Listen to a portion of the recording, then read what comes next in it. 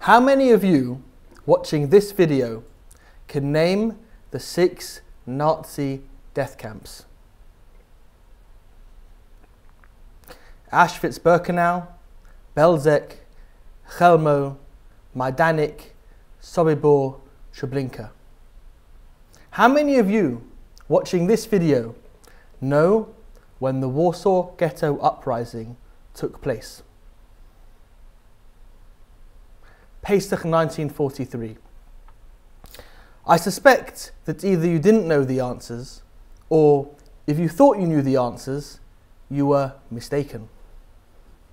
The point I'm trying to make is that if our knowledge of the Shoah is patchy, and if we are Jewish educators, then imagine how patchy our students' knowledge is of this crucial period in our history. In our parents' generation, the Holocaust wasn't taught from textbooks because so many Jews grew up in communities full of survivors. Everyone learnt about the Shoah because they knew survivors or were related to them. Sadly, this is no longer the case, and there is an ever-growing disconnect between the Shoah and our students. Who will tell the next generation the survivor's story? Our story. Holocaust education must be taught in a meaningful yet age-appropriate way, in which first, students learn the historical facts, and second, that these facts are taught in a way which inspire them to want to learn more. In addition, such inspiration might motivate them to want to play a fuller and more role in their communities, because the knowledge underscores the necessity, the mandate, to continue in the rich ways of our traditions and heritage. They will understand what was lost and will be determined more than ever that it will not be lost again. Based on a Mechilta in Parashat Yitzro, Chazal teach Eino Domeh Shmiya L'Re'iyah, that seeing something is far more powerful than simply hearing about something. Based on this idea and on my personal experiences, I strongly urge and recommend that a Poland trip become a rite of passage for as many high school students as possible. Yes, what I am saying is ambitious, but I believe it to be of crucial importance.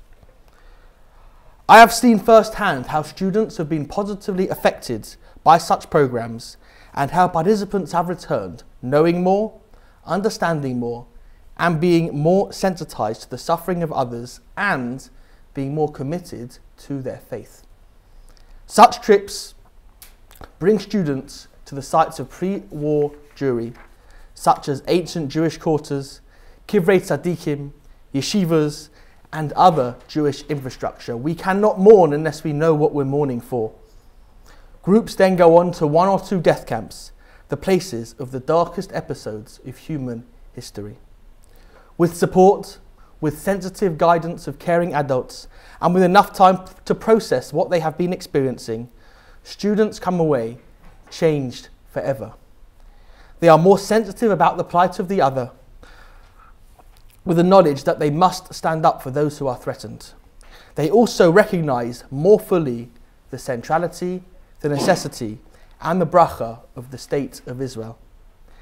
They have a greater sense of what we had, what was lost, the circumstances that surrounded the destruction, and the places in which much of it all happened. I've taken part in numerous programs that have been life-changing for all, not just from a knowledge perspective, but from the perspective of an enhanced and deepened desire to protect and promote our Masorah, a perspective which is vital for high school students who sooner rather than later will embark on their college careers in which their Jewish identity will be threatened. At the beginning of Parashat Beshalach, the Torah explains that when the Bnei Yisrael left Mitzrayim, they didn't go straight to Eretz Yisrael. Pen Yenachem Ha'am Beiratam Milchama V'Shavu Mitzrayma. The people might see war and desire to go back to Egypt. Therefore, they journeyed for many years and then ultimately entered the Holy Land. Rabbi Okolika of New Britain, Connecticut, somewhat homiletically explains, that just as Hashem wanted to avoid a situation in which the Bnei Israel wanted to return to Mitzrayim, so he made them journey for 40 years, so too each Jewish adolescent must learn about his people's history. Should this be done, should young Jews know about where they came from, the challenges they faced, and the difficulties they confronted and overcame. If this happens in a meaningful way, then students won't want to leave and go somewhere else. But instead they will seek to continue the story, to be a rock-solid link in the chain of the Jewish people. As I said, this is an ambitious agenda, and many people might call me crazy. But I'm convinced that as many students, seniors from high schools, should go to Poland.